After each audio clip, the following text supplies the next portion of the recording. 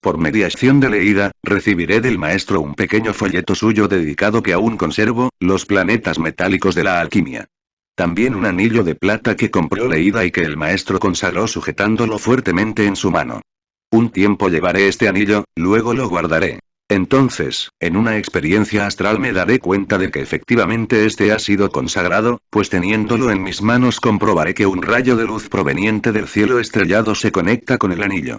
En la Ciudad de México pasarán solo unos meses, es aún el año 1975, y llega por fin el anhelado momento. Desde México recibimos la invitación para participar en el Encuentro Internacional de la Cultura Hermética, que se realizará en la ciudad de Guadalajara, Jalisco, y que después daría paso a un congreso. Esta vez los participantes serán más numerosos. Hospedados en un hotel de la Ciudad de México, el Guadalupe, antes de partir a Guadalajara, pudimos contactar con el maestro por vía telefónica, en su casa de la misma capital, Colonia Campestre Churubusco. Cerro Macuiltepec, 207. No fui el primero en saludarle, esperé unos segundos, y cuando se me presentó la oportunidad, muy nervioso le dije: Paz inverencial. Maestro. Respondiéndome con el mismo saludo y con gran entusiasmo, además de ese marcado acento mexicano que ya tenía el maestro. Paz inverencial. Hermano. Entonces le dije: Maestro, en cada rostro que he visto al llegar al aeropuerto y a esta ciudad le veía a usted reflejado. Respondiéndome muy contento el maestro: Gracias hermano, gracias. Y ciertamente, caro lector, eso era lo que sentí en aquel momento. Ya luego diría el maestro que nos veríamos en una cena que como bienvenida se daría en un restaurante de la Ciudad de México. Descansamos del largo viaje, y a continuación nos preparamos para aquella importante cita con el destino. Tiene el maestro en ese momento 58 años, yo tengo 25. Él terminando, nosotros apenas intuyendo el camino, pues esta era más o menos la regla general con todos los que estábamos a punto de intercambiar algunas impresiones con el maestro. Nos congregamos en un restaurante de la Ciudad de México, para aquel ágape místico, como solía llamar el maestro a este tipo de convivencias gnósticas. Entre tanta gente elegantemente vestida, muy típico siempre de las grandes capitales, buscábamos al maestro, pero con ese temor de la prudencia de no saber cómo reaccionar frente a una circunstancia tan especial. Hacia el fondo del gran salón se hallaba quien era indiscutiblemente el maestro. Estaba sentado. Todos los que entraban al recinto, ocupaban los mejores lugares que restaban, según el mejor ángulo visual, para aprovechar lo que sería una velada especial. Lo primero que llama mi atención del maestro, es su piel, muy blanca, se podría decir que algo pálida. Después sabríamos por qué. Viste el maestro traje blanco. De sus ojos negros nace una mirada profunda, penetrante, como le diría un día un amigo, como cuchillos que penetran el alma. Todo su rostro aún refleja el joven apuesto que fue, como lo confirman algunas fotografías, pero ahora está cincelado por la dura experiencia de la vida intensa del maestro, como sabíamos por sus obras escritas. Pero esta es mi impresión fundamental. Transmite aquel ser la antigüedad de su alma, a pesar de encontrarse en aquel lugar rodeado de personas de mayor edad que él. Sin embargo, el maestro era más viejo, de una edad que se intuye no es física. Sin embargo, este marco serio o regio de lo que podríamos llamar la personalidad del maestro, desaparece cuando le vemos sonreír. Entonces, lo que parece ser la imagen de un hombre recio, se torna en la dulzura y suavidad del alma que te invita a aproximarte. Este maestro Samael con un gran sentido del humor te sorprende, quizá porque siempre le has asociado con el grave mensaje que da a la humanidad de estos tiempos caóticos. Así se transfigura el antiquísimo hierofante de otros días cósmicos en la agradable sonrisa de un ser amoroso.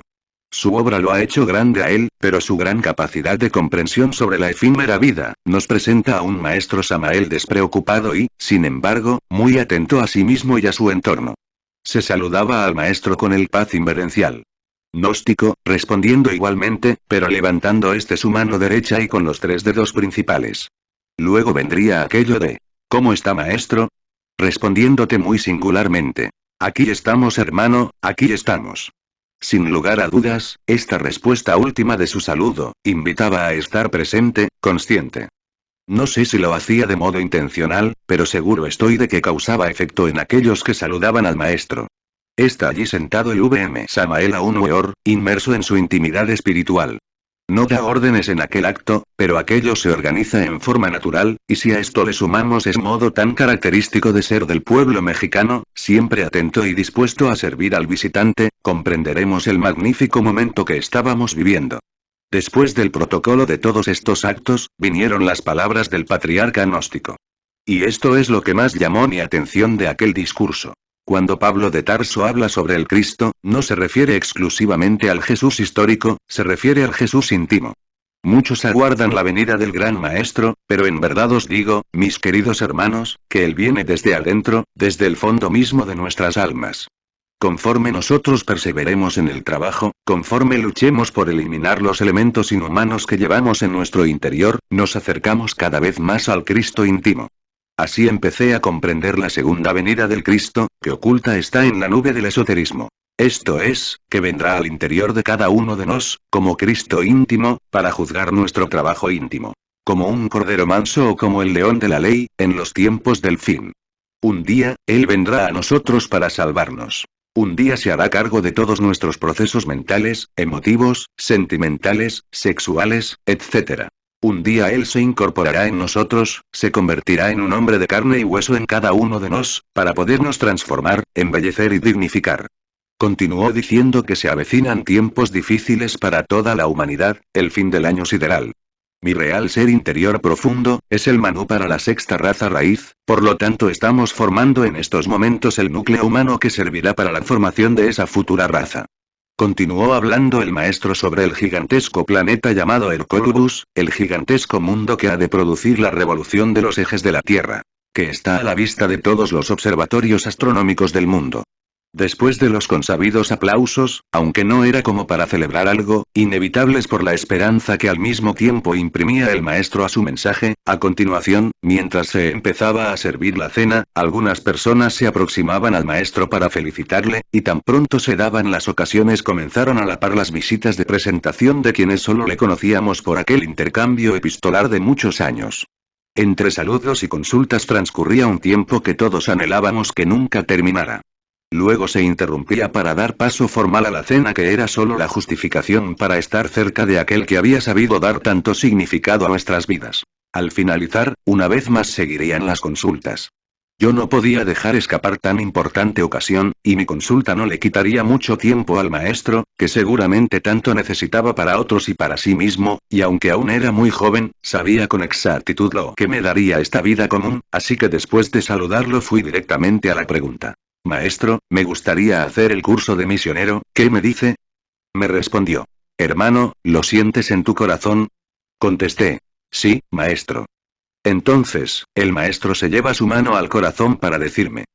¿Estás seguro de sentirlo aquí adentro? Sí, maestro. Respondí de nuevo. ¿De verdad lo sientes? Extrañado por su insistencia, me reafirmé diciendo. Sí.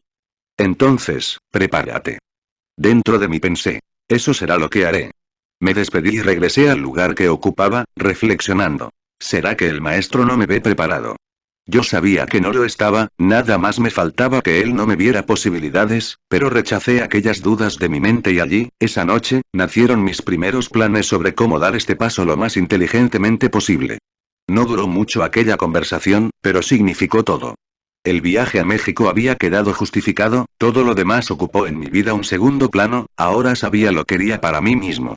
Siempre he pensado que ser un misionero gnóstico es la mejor de las profesiones, la que me daría más trabajo por la gran necesidad espiritual mundial que existe en este momento. Samael era el primer misionero gnóstico, su ejemplo nos decía cómo debíamos proceder para que nunca nos faltara pan, abrigo y refugio.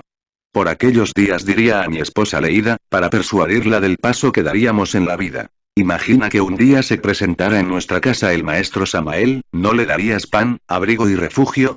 Del mismo modo, quienes necesiten de esta doctrina gnóstica, nos ofrecerán su apoyo moral y material, y así ha sido en los años que ahora tenemos como misioneros.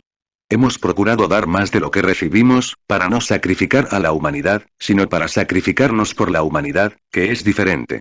Después me percataría de que las preguntas del maestro habían sido 3, que al responderle me había comprometido esotéricamente. A la mañana siguiente, aún en la Ciudad de México, teníamos previsto conocer la zona arqueológica de San Juan de Teotihuacán. No vendría el maestro, cosa que lamenté, pero comprendí que bastante nos había dado aquel ser.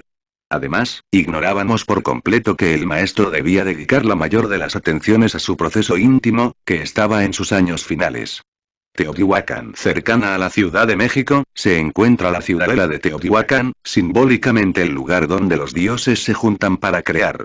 Indiscutiblemente, este es el corazón de México y de América. Un centro cósmico y telúrico muy importante de la humanidad, a donde han peregrinado iniciados de períodos y tiempos cósmicos muy distintos. Desde antes y durante los lémures, después los atlantes, y ahora los arios que también han sentido la necesidad de religarse con el eterno Padre Cósmico común.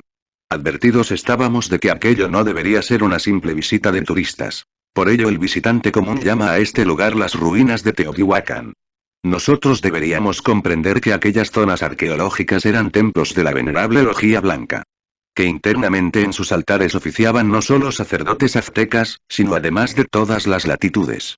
Quechuas, mayas, caribes, olmecas, zapotecas, etc., del rayo tolteca atlante. Además, druidas, grecorromanos, egipcios, hindúes, chinos y japoneses, tibetanos, etc. Y todo esto lo podíamos entender desde la perspectiva gnóstica, porque sobre todo Teotihuacán es por excelencia un gran culto solar, el lugar donde los dioses crean. Poco a poco nos fuimos familiarizando con esta zona iniciática donde debemos convertirnos en caballeros tigres o jaguar, que a través de su terrible psicología del autosacrificio y mediante la simbólica garra del mencionado felino, debemos desgarrar de nuestro corazón toda esa gama de falsos sentimientos, para luego convertirnos un día en caballeros águilas, los espíritus libres y puros que como esta ave pueden mirar hacia el sol de Tonatiuh, convirtiéndose en sus mensajeros alados. La larga avenida o calzada de los muertos, que une a sus 4 templos principales. Templo de Quetzalcóatl, pirámide del Sol y de la Luna y templo de Quetzalpapalótl, es lo primero que llama nuestra atención, debido a que su recorrido es serpentino, esto es, que descendiendo y ascendiendo por sus numerosas escalinatas, semeja el movimiento de una serpiente. Aprendimos que la llamada calzada de los muertos es la ruta esotérica de quienes conociendo cómo se prepara el mercurio y el azufre de la alquimia sexual, deberán aprender a caminar en forma serpentina por el interior de la ciudadela, pero fundamentalmente en la propia médula espinal del iniciado, muriendo en sí mismo y naciendo por segunda vez. Y en cada paso un sacrificio, un descenso y un ascenso, que frente al sol de Tonatiuh, deviene todo en una danza cósmica y telúrica. Este arquetipo de un hombre autorrealizado, creado a imagen de los dioses, era en verdad un libro de piedra. Por ello diría alguna vez el maestro Samael: mis palabras pasarán, pero las piedras hablarán por mí. En Teotihuacán la pirámide de la luna, metafóricamente, simboliza a la madre cósmica que amorosa envía a sus hijos, chispas o mónadas divinas. A su vez, éstas enviarán a sus conciencias o almas, según sea el caso, para que aspiren a su autorrealización, y en la pirámide del Sol, que es el centro de gravedad de la nueva era de Acuario, allí tales conciencias, revestidas en sus cuerpos humanos, eran instruidas sobre tales misterios o doctrina del sacrificio al Sol interior, nuestro ser, que es la más elevada ofrenda que podemos realizar a la divinidad solar.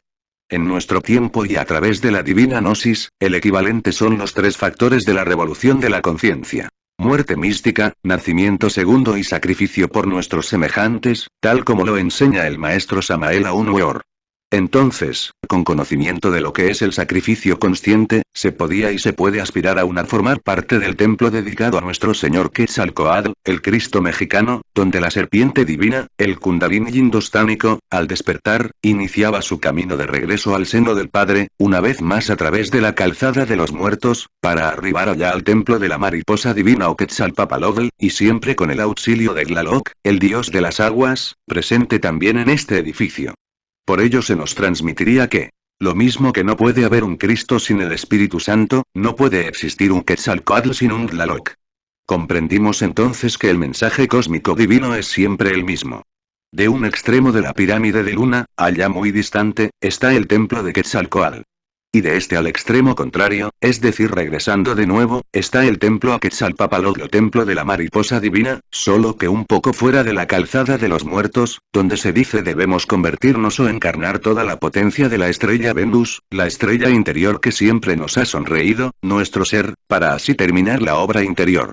Se nos transmitió del maestro Samael, que todos estos templos están ahora mismo activos, que las pirámides de Teotihuacán son mucho más antiguas que las de Egipto, las cuales fueron construidas en tiempos de la Atlántida, que incluso en el propio continente Atlante, se había perdido memoria de sus orígenes, que continuarán existiendo después de la gran catástrofe que está por sucederse con el cambio del eje de la Tierra, pues tendrán en la Edad de Oro una función muy